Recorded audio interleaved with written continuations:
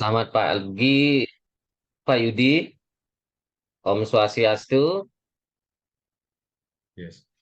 Selamat pagi Pak Komang, bagaimana kabarnya nih hari ini? Kok tumben kelihatan di dunia maya nih? Ya, karena saya sibuk, ya sehingga saya jarang kelihatan di dunia maya, Pak. Saya sibuk membimbing siswa-siswa saya. Semoga menjadi anak yang cerdas. Nah, begini Pak Yudi, saya mau berbincang-bincang kecil dengan Pak Yudi karena saya memiliki permasalahan yang saya hadapi bersama siswa, yaitu permasalahannya ada satu siswa yang daya tangkapnya kurang.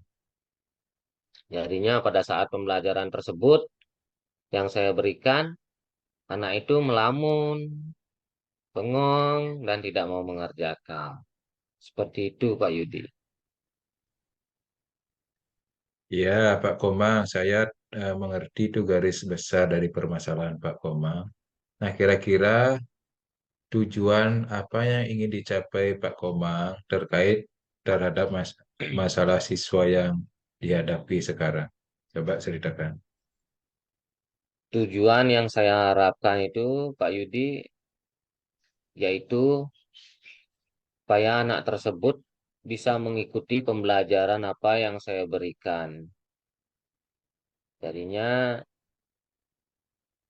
pembelajaran yang saya berikan itu supaya dapat diikuti dengan baik dan anak tersebut tidak melamun, tidak bengong. Seperti itu, Pak Yudi. Nah, siapa kira-kira nama anak tersebut dan jika sekarang diibaratkan ada skala 1 sampai 10 dalam menyelesaikan masalahnya Pak Komang, kira-kira sekarang Pak Komang itu ada dalam posisi skala berapa? Baik, nama anak tersebut namanya Miketut Tut Lanang.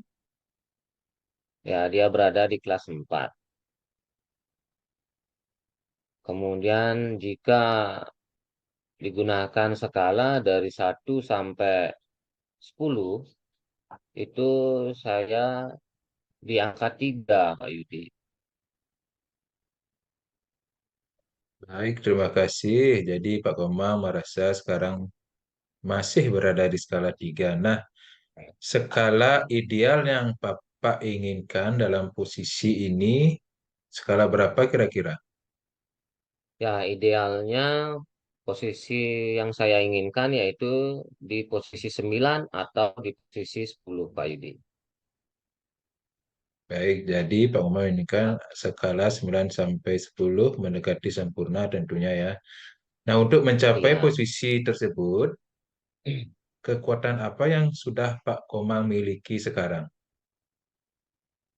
Kekuatan yang saya miliki yaitu pertama saya membimbing anak tersebut pada saat jam istirahat atau seusai pembelajaran pulang sekolah. Jadinya itu kekuatan saya dalam membimbing anak-anak tersebut. Seperti itu. Nah, mungkin ada kekuatan yang lain yang Pak Komang belum sebutkan tadi. Kira-kira ada apa enggak? Uh, ke- ada Pak. Kekuatan yang lainnya saya membimbing anak tersebut. Misalnya di rumah saya meminta pada anak tersebut untuk mengerjakan soal kuisis yang saya berikan. Sehingga anak tersebut dapat belajar di rumah dengan baik. Karena di rumah ada faktor yang mengalami hal tersebut sehingga anak tersebut seperti itu. Yang pertama, orang tuanya sibuk mencari kerja, nah sehingga jarang dibimbing oleh keluarganya. Jadinya saya memiliki inovasi memberikan anak tersebut soal kuisis untuk dapat belajar di rumah dengan baik. Seperti itu, Pak. Oh, jadi Pak Komang sudah mengetahui apa saja kendala yang dihadapi anak tersebut, misalnya kurang perhatian dan lain-lain seperti itu Pak Komang ya. Jadi Iya, betul, Pak. eh, dari kendala atau hambatan yang Pak Komang temui tersebut, apa mungkin strategi untuk mengatasi hambatan tersebut? Mungkin melakukan langkah yang lebih konkret seperti itu Pak Komang. Ya, langkah yang lebih konkret mungkin saya memberikan pembimbing anak tersebut ya dari saya memberikan buku tulis, ya saya berikan dikte, kemudian menjawab soal pada saat jam istirahat, kemudian ataupun pada saat sepulang sekolah saya berikan dikte, kemudian saya minta menjawab soal supaya anak tersebut bisa mengikuti pembelajaran. Kemudian yang kedua, pada saat di rumah, saya memberitahukan kepada orang tuanya untuk menginformasikan bahwa saya memberikan soal kuisis. Nah, supaya anak tersebut bisa mengerjakan dan mengingatkan kepada orang tua. Dan apabila anak tersebut lupa membuat, saya WA orang tuanya. Seperti itu, Pak Yudi. Baik, sangat luar biasa sekali penjelasan dari Pak Komang. Nah, Pak Komang sudah menjalankan beberapa cara strategi yang sudah Pak Komang sebutkan tadi. Nah, sekarang coba ceritakan apa kira-kira yang menjadi tolak ukur keberhasilan yang Pak Komang jalankan tersebut.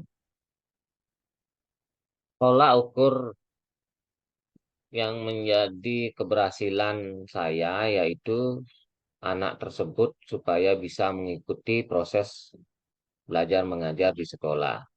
Sehingga anak tersebut bisa menjawab soal-soal yang saya berikan, Pak Yudi. Nah, itu. Baik, terima kasih atas jawabannya. Mungkin dalam hal ini yang sudah banyak Pak Komang lakukan, mungkin ada yang ikut membantu dalam membina anak tersebut. Mungkin bisa diceritakan siapa saja yang bisa membantu Pak Komang dalam membimbing anak tersebut. Nah, yang membantu membimbing anak tersebut yang pertama saya meminta bantuan kepada teman rekan sejawat ya, dimulai dari guru agama, guru bahasa Bali, guru bahasa Inggris, dan PJOK. Nah, kita sama-sama menuntun anak tersebut, membimbing anak tersebut supaya anak tersebut bisa mengikuti pembelajaran. Seperti itu, Pak Yudi. Baik, terima kasih sudah lengkap sekali apa yang Pak Komang paparkan tadi. Mungkin dapat saya simpulkan bahwa Pak Komang memiliki anak yang kurang dalam segi akademis, kemudian Pak Komang melakukan strategi yang selalu membimbing anak tersebut baik itu di sekolah maupun di rumah. Kemudian Pak Komang selalu mengadakan kolaborasi dengan pihak orang tua, teman guru sejawat sehingga anak tersebut nanti mencapai hasil belajar yang lebih meningkat. Mungkin seperti itu Pak Komang ya. Sekarang Ya, bisa disimpul apa namanya bagaimana perasaan Pak Komang setelah menghadapi coaching tersebut?